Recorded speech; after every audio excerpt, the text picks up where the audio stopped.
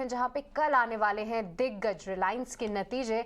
और आइए अब बात करते हैं कि क्या कुछ अनुमान लगाया जा रहा है स्ट्रीट का कि किस तरीके के नतीजे आएंगे, कौन सी कमेंट्री पे खास तौर से नजर रखनी है। आइए ये भी जानते हैं। ये सब पूरी जानकारी लेकर हमारे सहयोगी सौमित सरकार हमारे साथ जुड़ चुके हैं। सौमित, बताइए क्या कुछ उम्मीदें हैं रिलायंस से इस बार?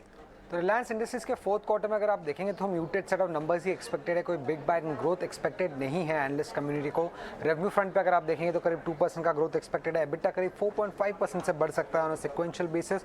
मार्जिन जो है 16.6% के आसपास आ सकता है और जो नेट प्रॉफिट का नंबर होगा वो करीब 6% हायर हो सकता है पिछले क्वार्टर से। अब अगर हम सेगमेंट वाइज देखें तो O2C सेगमेंट जो है वही सेगमेंट्स ग्रोथ लीड करने वाला है, क्योंकि उसी सेगमेंट में सबसे हाईएस्ट एबिटा ग्रोथ एक्सपेक्टेड है, करीब 9% का ऑन सिक्वेंशियल बेसिस। क्योंकि फोर्थ क्वार्टर में अगर आप देखेंगे तो रिफाइनिंग मार्जिन्स स्टेडी थे और पेट्रोकेमिकल मार्जिन्स भी इंप्रूव हुए थे। अब पेट्रोकेमिकल मार्जिन्स इसलिए भी इंप्रूव हुए थे क्योंकि जो एनर्जी कॉस्ट था फोर्थ क्वार्टर में वो थोड़ा लोअर साइड पे था। अब गैस एक्सप्लोरेशन बिजनेस की अगर हम बात करें तो वहाँ पे करीब 4% का एबिटा ग्रोथ एक्सपेक्टेड है और ये प्योरली हायर वॉल्यूम्स के दम पे देखने को मिलेगा, क्योंकि प्राइसेस जो थे on sequential basis pretty much stable रहे हैं। रिटेल सेगमेंट की अगर हम बात करें तो वहाँ पे जितना भी ग्रोथ दिख रहा है रेवेन्यू में करीब 3% का और एबिटा फ्रंट पे करीब 4% का ग्रोथ एक्सपेक्टेड है ऑन सिक्वेंशियल बेसिस। और ये प्योरली स्टोर एडिशंस के दम पे और ऑपरेटिंग लेवरेज के दम पे हमें ये ग्रोथ देखने को मिल रहा है। तो कंसोलिडेटेड बेसिस पे अगर हम देखें तो O2C सेगमेंट जो है वो ग्रोथ लीड करने वाला है फोर्थ क्वार्टर FY23 में।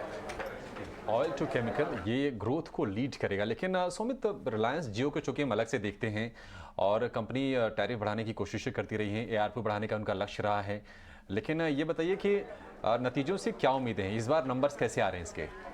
रिलायंस जो कि टेलीकॉम आर्म है रिलायंस इंडस्ट्रीज का, उससे अगर आप देखेंगे तो काफ़ी weak set of numbers expected है। रेवेन्यू सिर्फ 2% से बढ़ेगा, एबिटा ग्रोथ भी करीब 2% के आसपास होगा और नेट प्रॉफिट अगर आप देखेंगे तो लार्जली फ्लैट रहेगा ऑन सिक्वेंशियल बेसिस। इनफैक्ट जो कंपनी की एबिटा और नेट प्रॉफिट ग्रोथ होगी वो स्लोएस्ट एवर होगी लिस्टिंग से लेके अब तक। आरपू जो कि की नंबर है कोई भी टेलीकॉम कंपनी के लिए, वो करीब 179 रुपीज़ के आसपास आ सकता है और सब्सक्राइबर बेस जो है वो ग्रो होकर करीब 43.9 करोड़ के आसपास की एक्सपेक्टेशंस है कम्युनिटी की। अब जो भी ग्रोथ देखने को मिल रहा है करीब 2% का रेवेन्यू फ्रंट पे और 2% का एबिटा फ्रंट पे, वो प्योरली सब्सक्राइबर एडिशन के दम पे देखने मिल रहा है। और ये जो लोअर ग्रोथ इसलिए हो रही है कंपनी में क्योंकि अगर आप देखेंगे तो कोई भी टैरिफ हाइक नहीं हुआ था, तो कोई मेजर रीज़न एज सच नहीं है बड़ा ग्रोथ एक्सपेक्ट करने का रिलायंस जियो से। और उसी के साथ कॉस्ट फ्रंट पे थोड़ा बहुत ज़्यादा एक्सपेंसेस हुए रहेंगे कंपनी के लिए, क्योंकि 5G लॉन्च करने के बाद थोड़े एक्सपेंसेस शूटअप हो चुके हैं कंपनी के लिए। अब नेट प्रॉफिट ग्रोथ इसलिए भी कम आ रहा है क्योंकि फाइनेंस कॉस्ट हायर साइड पे होने की एक्सपेक्टेशंस है, क्योंकि स्पेक्ट्रम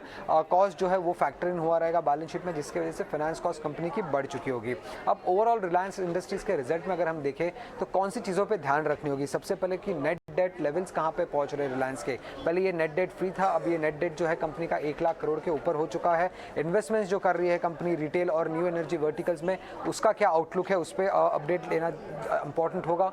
जियो फाइनेंशियल्स का जो डीमर्जर है उस पर क्या अब तक अपडेट हो चुका है, क्या नए अनाउंसमेंट्स आ रहे हैं कंपनी में, उसकी तरफ से वो भी ट्रैक करना होगा। और जो भी एक्विजिशंस कंपनी ने किए हैं फोर्थ क्वार्टर पे, उसके बारे में क्या कंपनी के प्लान से आगे चलते वो ट्रैक करना इंपॉर्टेंट होगा। और टेलीकॉम बिजनेस में आरपू ट्रेजेक्ट्री कैसा रहा है, 5G मोनेटाइजेशन प्लान क्या है आगे चल के, और 5G में कैसा ट्रैक्शन देखने मिल रहा है, कितने यूजर एडिशंस हुए हैं कंपनी के, ये सब ट्रैक करना इंपॉर्टेंट होगा रिलायंस इंडस्ट्रीज के रिजल्ट से। एक छोटी जानकारी और दे दी दर्शकों को, अगर हम रिलायंस की आय की बात करें उसमें जियो का हिस्सा कितना है और ओवरऑल हम क्या माने कि बहुत एक्साइटिंग इस बार रिजल्ट नहीं आ रहे हैं?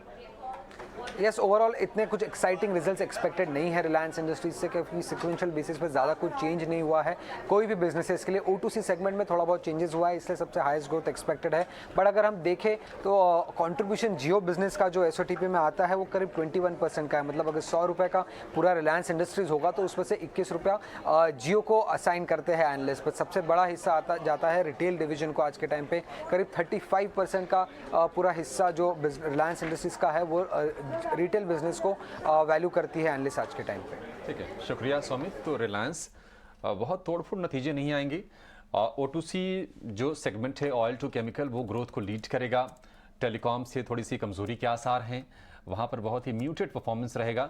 लेकिन हम देख रहे हैं कि शेयर जो है 2200 रुपये के नीचे गया था, वहाँ से संभल के अब 2350 रुपये के आसपास है। राहुल, नतीजों से पहले आपकी तरफ से क्या सलाह होगी निवेशकों को, ये बताइए।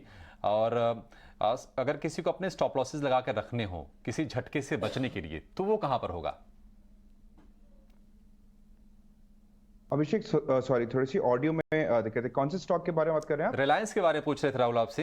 अच्छा, अगर जी, नतीजों जी। से पहले किसी को मान लीजिए स्टॉप लॉस लगा के रखना हो, क्योंकि नतीजे बहुत अच्छे आने की उम्मीद नहीं है, कहीं कोई सरप्राइज, कहीं कोई निराशा आ जाती है, जी, जी, तो स्टॉप लॉस जी। कहाँ पे लगा के रखें?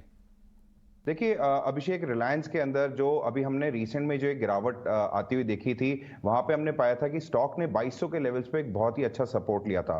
बट अभी क्योंकि ये 2340 के आसपास काम कर रहा है, जो इमीडिएट बेसिस पे इसके जो बड़े सपोर्ट बन के आ रहे हैं वो है 2300 के लेवल्स पे, और सेकंड बड़ा सपोर्ट है 2200 के लेवल्स पे। तो अगर रिलायंस के अगर नतीजे अगर एक्सपेक्टेशन से काफी खराब आते हैं, या फिर एक इस टाइप का माहौल बनता है मार्केट के अंदर, क्योंकि काफी बड़ा इंडेक्स पार्टिसिपेंट भी है, तो मेरा मानना है कि आप डेफिनेटली स्टॉक को आप 2300 के लेवल्स के स्टॉप लॉस को लेके चले। अगर 2300 का लेवल ब्रीच होता है तो मेरा मानना है कि यहाँ पे आपको गिरावट, दोबारा स्टॉक आपको 2200 के लेवल्स तक जाता हुआ दिखेगा। ठीक है, तो 2300 का स्टॉप लॉस रिलायंस इंडस्ट्रीज में लगा के चलना है। डेफिनेटली लंबी अवधि में तो सभी एनालिस्ट इसको बाय रिकमेंडेशन देते हैं, पर मुझे याद है तीसरी तिमाही के बाद भी ये स्टॉक में नतीजों ने जो निराश किया था, 4% की गिरावट हमने आते हुए देखी थी। अब देखना काफ़ी अहम होगा कि ओटीसी बिजनेस के आउट परफॉर्मेंस पे क्या नतीजे आते हैं, और साथ ही जियो किस तरीके से स्टैंड आउट करता है।